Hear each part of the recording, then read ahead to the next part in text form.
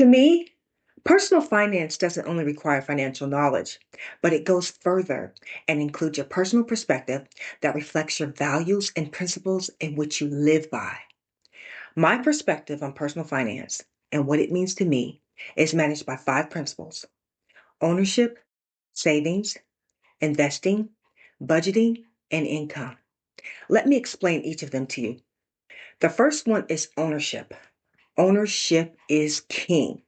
This principle reflects the power of taking control over your financial future. It encourages you to prioritize ownership whenever possible, whether it's owning a home, an asset, or an investment.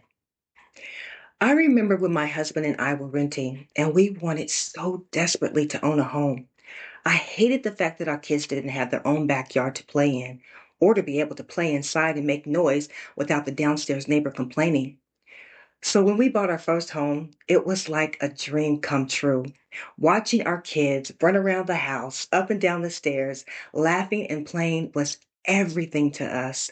And I no longer had to be outside with the kids while they played, on the lookout for predators, because they had their own backyard to play in that was safe. Renting means you never own, never are in control, and are always at the mercy of the owner. I view renting as paying someone else's bills, making them wealthy, and ultimately funding their goals, dreams, and aspirations. I don't want to do that. I want to be in control, be wealthy, pay my bills, and fund my goals, dreams, and aspirations. And that is done through ownership. The second principle is savings and saving 20% of your net income. Savings is the foundation for financial stability. I also understand that financial situations vary, so start where you can. And as your financial situation improves, increase your savings rate. Maybe increase it by 1% every 6 months. Gradually increasing your savings rate is the key. The 20% benchmark is a guide, not a rigid rule.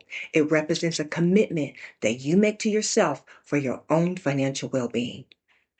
I remember for 5 of the last 6 years I was with my previous employer. Each year I would put my raise and my bonus towards my 401k. I looked at it like this: I'm already used to living on my current salary, so it's not like I'll miss it. There are many ways to save. This is just one of them.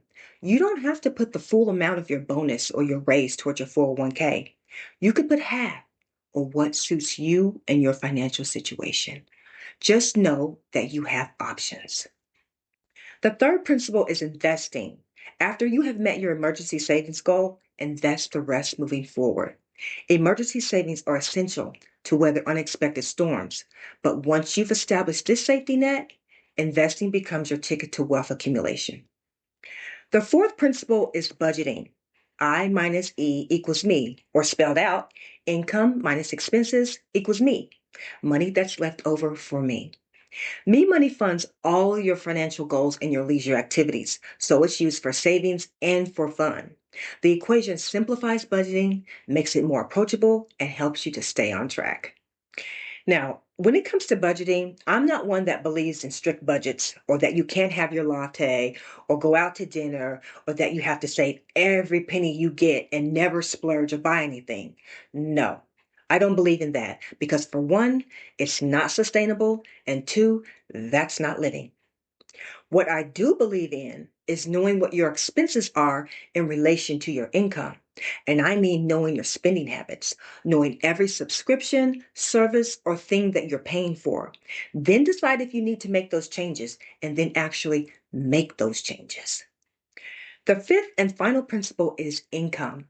The higher your income and the lower your expenses are, the better chances of having more me money. This principle places an emphasis on the importance of income in relation to your expenses.